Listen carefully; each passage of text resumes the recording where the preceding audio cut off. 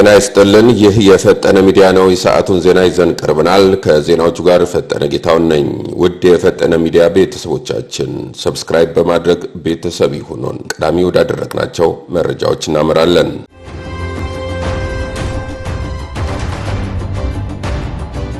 እናት ፓርቲ ለፌዴራል ሰበር ሰሚ ችሎት የይግባኝ አቤቱታ ማቅረቡን አስታወቀ።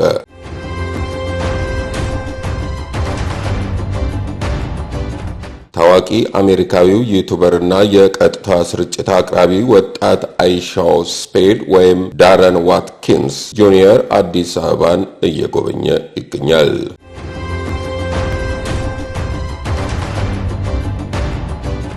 ለወራት የዘለቀውን የቃላት ምልልስ ተከትሎ የኤርትራው ፕሬዝዳንት ኢሳያስ አፈወርቂ ኢትዮጵያ ጦርነት እንዳወጀች በመግለጽ ስለ ቀይ ባህር የሚነሳውን ትርክት ውድቅ አደረጉ።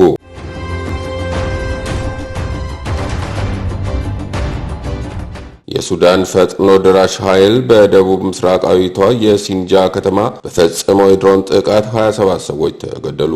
ወደ ዝርዝር ዜናዎች እናመራለን።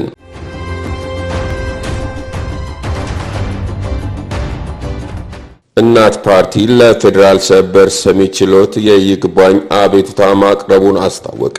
እናት ፓርቲ በዛሬው ዕለት ባወጣው መግለጫ ነው አቤቱታውን ማቅረቡን ያስታወቀው። ፓርቲው የአዲስ አበባ ከተማ አስተዳደር ሚያዝያ 3 ቀን 2015 ዓ.ም ጀምሮ ግባራዊ ያደረገው የጣሪያና ግድግዳ ንብረት ገቢ ግብር ህገወጥ ነው በማለት እናት ፓርቲ ላለፉት 2 ዓመታት ተኩል ክስ መስርቶ ሲከራከር መቆየቱ ይታወሳል። የመሰረተውን ክስ ተከትሎ ፌዴራል ከፍተኛ ፍርድ ቤት ልደታ ምድብ አስተዳደር ችሎት ጥር 9 ቀን 2017 ዓ.ም ባስቻለው ችሎት ህገወጥ ነው፣ ተፈጻሚነት ሊኖረው አይገባም ሲል መመሪያውን እንዲሻር በሙሉ ድምጽ መወሰኑም በተመሳሳይ ያወሳው ፓርቲው የከተማ አስተዳደሩን ይግባኝ ማለቱንም አይዘነጋም።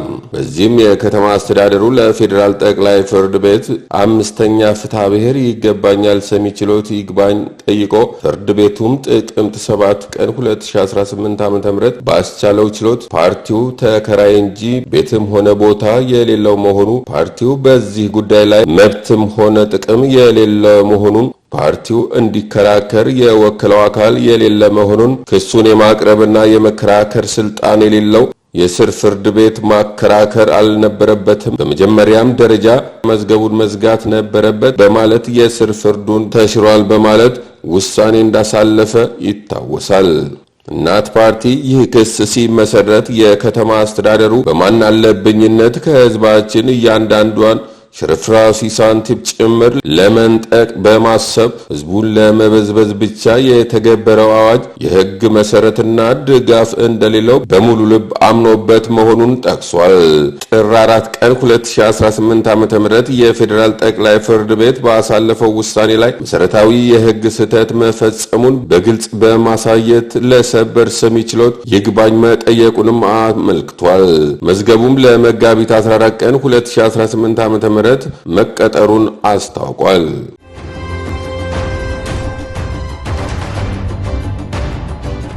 ታዋቂ አሜሪካዊ ዩቲዩበርና የቀጥታ ስርጭት አቅራቢ ወጣት አይሻው ስፔድ ወይም ዳረን ዋትኪንስ ጁኒየር አዲስ አበባን እየጎበኘ ይገኛል። የ21 ዓመቱ አሜሪካዊ ዳረን ጄሰን ዋትኪንስ ጁኒየር በአሁኑ ወቅት ስፒድ ዳውስ አፍሪካ የተሰኘ ጉዞ እያደረገ ሲሆን አዲስ አበባ ሲደርስ የቱሪዝም ሚኒስትሯ ሰላማዊት ካሳ አቀባበል አድርገውለታል።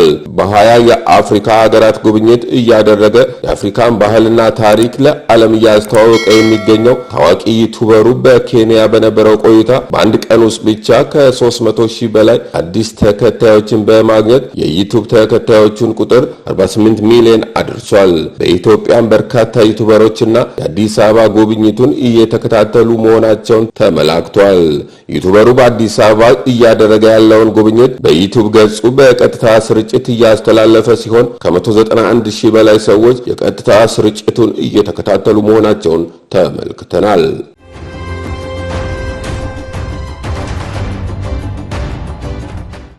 ለወራት የዘለቀውን የቃላት ምልልስ ተከትሎ የኤርትራው ፕሬዝዳንት ኢሳያስ አፈወርቂ ኢትዮጵያ ጦርነት እንዳወጀች በመግለጽ ወንጀሉ ስለ ቀይ ባህር የሚነሳው ተረት ውድቅ አደረጉ።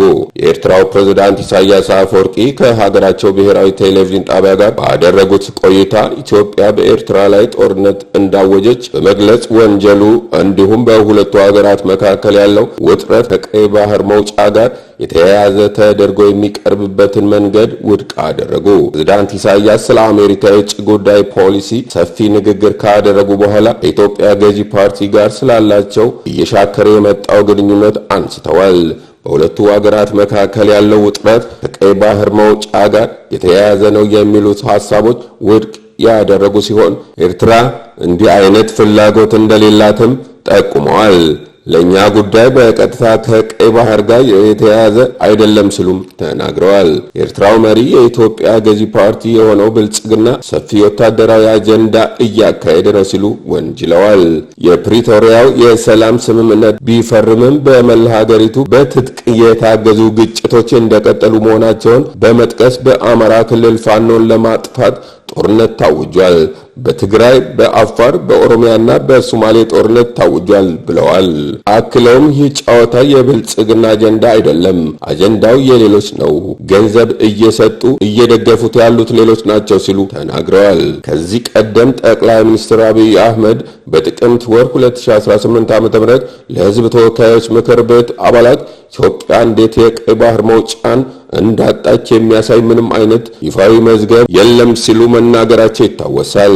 ጉዳዩንም በሰላማዊ ውይይት መፍታት ያለበት ሕጋዊ፣ ታሪካዊና የህልውና ጥያቄ ሲሉ ገልጸውት ነበረ።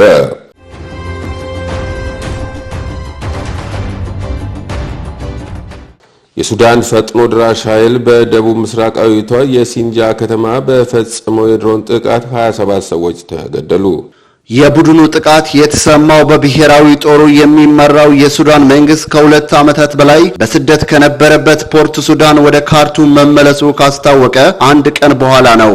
በጥቃቱ ከተገደሉ ሰዎች በተጨማሪ 73 ሰዎች መቁሰላቸውን የግዛቱ የጤና ባለስልጣናት አስታውቀዋል። የፈጥኖ ደራሹ ቡድን ጥቃት የፈጸመባትና ከመዲናይቱ ካርቱም ከ300 ኪሎ ሜትሮች ርቃ በምትገኘውና የሴናር ግዛት ዋና ከተማ የሆነችው ሲንጃ የብሔራዊ ጦሩን ከምስራቃዊ የሀገሪቱ ክፍል የምታገናኝ ስልታዊ ከተማ ናት ነው የተባለው። ስማቸው እንዳይገለጽ የጠየቁ የብሔራዊ ጦሩ የመረጃ ምንጭ እንዳሉት የአርኤስኤፍ ሰው አልባ አውሮፕላኖች በሲንጃ በሚገኘው የሰራዊቱ 17ኛ እግረኛ ክፍል ዋና መስሪያ ቤት ላይ ያነጣጠሩ ናቸው። በጥቃቱ የኃይል ናይል ግዛት አስተዳዳሪ ለትንሽ ከሞት ማምለጣቸውን የግዛቱ ኮሚኒኬሽን ጽሕፈት ቤት ገልጾ፣ ነገር ግን ጠባቂያቸውና የፕሮቶኮል ኃላፊያቸው የጥቃቱ ሰለባ ከሆኑት ውስጥ ናቸው ብለዋል።